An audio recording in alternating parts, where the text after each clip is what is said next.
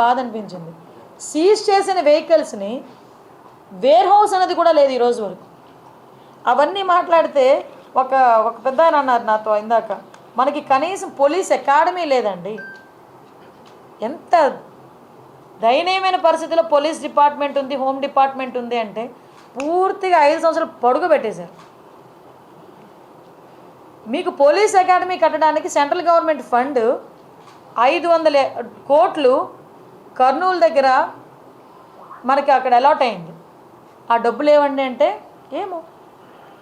Greyhounds అకాడమీకి మన దగ్గరే జగన్నాథపురంలో 1000 కోట్లు అలాట్ అయింది. వర్కులు జరుగుతున్నాయా అంటే తెలియదు. ఈరోజు వరకు అది ఎక్కడుందో కనిపించలేదు ఈ 5 సంవత్సరాల్లో. అంటే ఎలాగ పోలీసులు వర్క్ చేస్తారు? పోలీసులకు ఇవ్వాల్సిన మినిమం ఫెసిలిటీస్ కూడా ఇవ్వకుండా పోలీస్ డిపార్ట్మెంట్ మీద మనం ఎంత ప్రెషర్ పెట్టినా పరిస్థితి ఏంటి? ఈరోజు ఇలాంటి ఇష్యూస్ని చాలా మేము డిస్కస్ చేస్తున్నాం. డెఫినెట్గా గాంజాయి విషయంలో ఉక్కుపాదం మోపడం అనేది ఖాయం. గంజాయి విషయంలో బతికేద్దాం, గంజాయితోనే వ్యాపారం చేసేద్దాం అనుకున్న ఎవరైనా ఈ రోజుతో క్లోజ్ చేసుకోండి. దీని మీద పర్యవేక్షణాలు చాలా సీరియస్గా ఉంటాయి.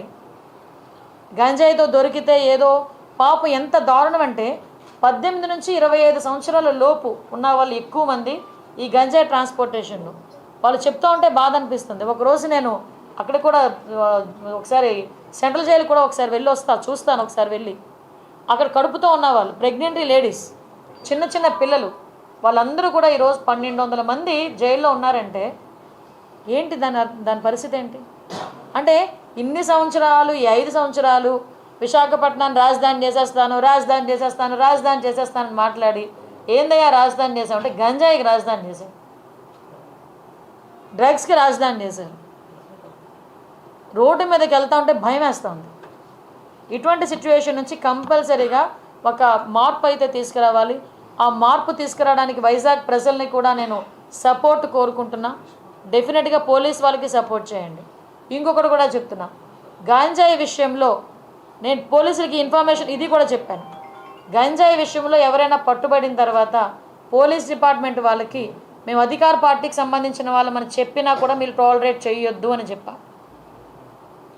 ఎవరైనా ఒకటే తప్పు చేసినవాడు.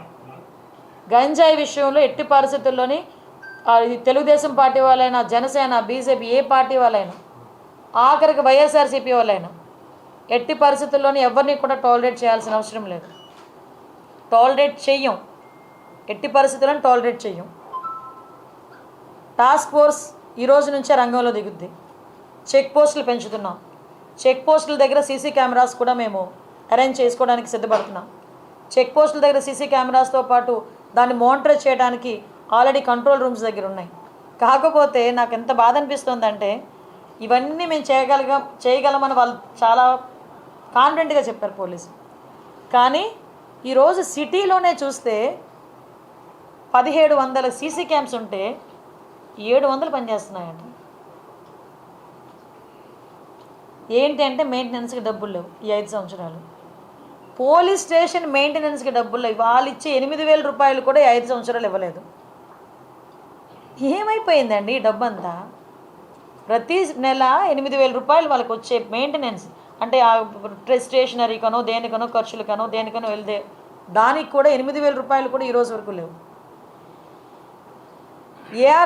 ఏఆర్ ఎవరైనా వాళ్ళని విఆర్లో పెడితే పని చేయించుకుంటారు కానీ జీతాలు ఎవరు పోలీసులకి? ఈ 5 సంవత్సరాలు దుస్థితి అది పోలీసుల దుస్థితి. నేను ఛాలెంజ్గానే తీసుకుంటున్నా. డెఫినెట్గా నేను ఛాలెంజ్గానే తీసుకుంటున్నా. ఎందుకనంటే ఈరోజు వరకు 6లో పోలీస్ స్టేషన్లో ఒకసారి మీరు చూస్తే షెడ్లు వేసుకొని ఉన్నారండి. పోలీస్ స్టేషన్లో మినిమం ఫెసిలిటీస్ లేవు. మినిమం ఇమ్యూనిటీస్ కూడా కల్పించకుండా పోలీసులు ఉద్యోగాలు చేయమంటే ఎలా అవుతుంది? అలాగే నన్ను ఆల్ ఆఫ్ సడన్ వీళ్ళకి నేను ఏదో చేస్తాను కదా, చెయ్యొచ్చు. సిఎస్ఆర్ ఫండింగ్స్ ఉన్నాయి. కలెక్టర్ గారికి ఒకసారి కలెక్టర్ గారు నిజంగా 5 సంవత్సరాల్లో కలెక్టర్ గారు కూడా దృష్టి పెట్టుంటే వాళ్ళకి ఎంతో కొంత మంచి జరిగేదేమో. ఈ రోజు వరకు ఒక అకాడమీకి కానీ వీటికి వచ్చిన డబ్బులు ఏమైపోయినాయి? అవన్నీ పక్కన పెట్టండి. ఎకడమికల్ ఇష్యూస్ అన్నీ పక్కన పెట్టండి. టెక్నికల్గా మనం చూసుకున్నా, వాళ్ళ వర్క్ సైడ్ మనం చూసుకున్నా డెఫినెట్గా ఉన్న పోలీస్ డిపార్ట్మెంట్ వాళ్ళకి ఇంకొకటి విషయం చెప్తున్నా. ఈరోజు ఎవరైతే రిజర్వ్ పోలీసులు కొంతమంది ఉన్నారు, ఏపీఎస్బి వాళ్ళందరూ కూడా ఏదో ఆ టైంకి వస్తారు, ఆ టైంకి వర్క్ చేస్తుంటారు, మళ్ళీ బ్యాక్కి వెళ్తుంటారు. అలాంటి వాళ్ళని కూడా మేము ఇంటిగ్రేట్ చేసి వాళ్ళతో కూడా కోఆర్డినేట్ చేసుకొని ఫర్దర్గా ఎటువంటి చెక్ పోస్టుల దగ్గర కానీ ఎక్కడైనా డ్యూటీస్ వేసేటప్పుడు వాళ్ళని కూడా యూజ్ చేసుకునేటట్టుగా ఎటువంటి టెక్నికల్ ఇష్యూస్ వాళ్ళకి లేకుండా ఒకసారి మొత్తం అఫీషియల్స్ అందరితోనే మాట్లాడి దాన్ని కూడా ఇంటిగ్రేట్ చేస్తాం. నాకు ఆశ్చర్యకరమైంది ఏంటంటే, ఇది పొలిటికల్, ఆశ్చర్యకరమైంది ఏంటంటే ఇన్ని ఫెసిలిటీస్ లేకపోయినా మాలాంటి వాళ్ళ దగ్గరికి వచ్చి ఎందుకు అరెస్టులు చేసేవారో మాకైతే అర్థం కాదు. పోలీసులు ఎందుకు అంత ప్రాణం పెట్టి పనిచేశారు? ఏమీ కల్పించకపోయినా పోలీసులను పెట్టి అంత ప్రాణం పెట్టి పనిచేశారే, మరి అన్ని ఫెసిలిటీస్ కల్పిస్తే మరి ఇంకెలా పనిచేస్తారో చూడాలి. ఏమో చూడాలి. అంటే మా మీద అంటారా వాళ్ళ మీద అంటారా? యా, నేను ఇంకోటి కూడా చెప్పా, ఎట్టి పరిస్థితుల్లోని కూడా సమయానికి అనుకూలంగా ఏదో సేఫ్ గేమ్ మాత్రం ఆడొద్దు. పోలీసులు కూడా ఇన్స్ట్రక్షన్ ఇచ్చి no safe games, only straight game. ఎట్టి పరిస్థితుల్లోని 3 నెలల్లో మార్పు తీసుకొస్తాం.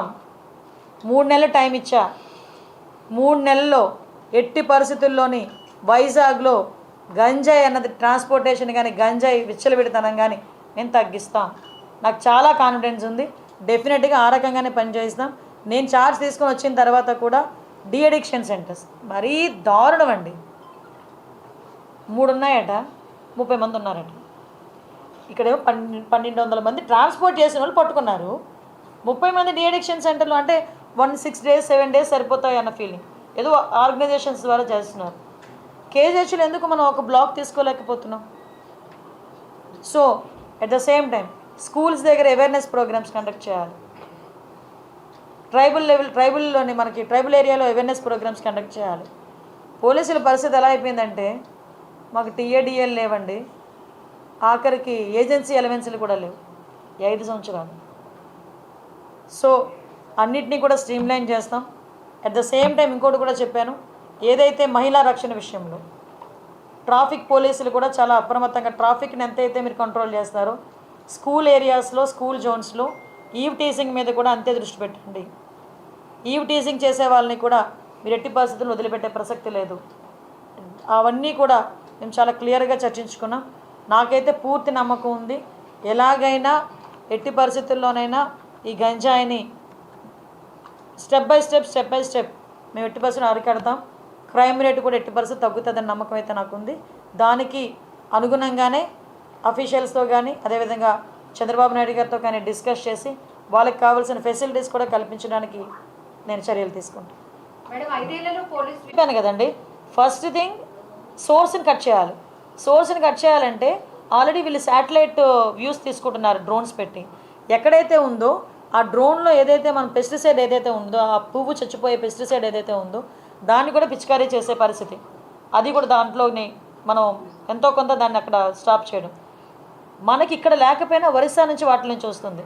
సో ఒరిస్సా గవర్నమెంట్కి కూడా యాజ్ ఎ హోమ్ మినిస్టర్ నేను ఒక లెటర్ కూడా పెడతాను, అక్కడ పోలీస్ డిపార్ట్మెంట్ వాళ్ళని సహకరించమని, వీలైతే వాళ్ళకి మనకి ఒక కోఆర్డినేషన్ కలిపి ఒక మీటింగ్ పెట్టమని, అక్కడ నుంచి కూడా సరఫరా స్టాప్ చేయడానికి.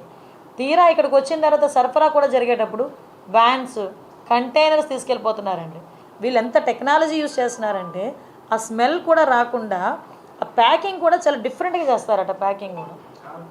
సో మేము కూడా ఏమనుకున్నామంటే, ఇందాక మేము మాట్లాడుకున్నాం చాలామంది, కొంత ఒక టెక్నాలజీని కూడా యూజ్ చేసుకుని ఫర్దర్గా అంతా ఒకేసారి మీకు చెప్పిన మేడం ఏంటి గాల్లో మేడలు కడతాంది అనుకుంటారు, కానీ గాల్లో మేడలు కాదు, భూమి మీద మేడే కడతాం. డెఫినెట్గా కంపల్సరీగా వాట్ ఎవర్ మేము అనుకున్నది అనుకున్నట్టు చేయడానికి సిద్ధంగా ఉన్నాం.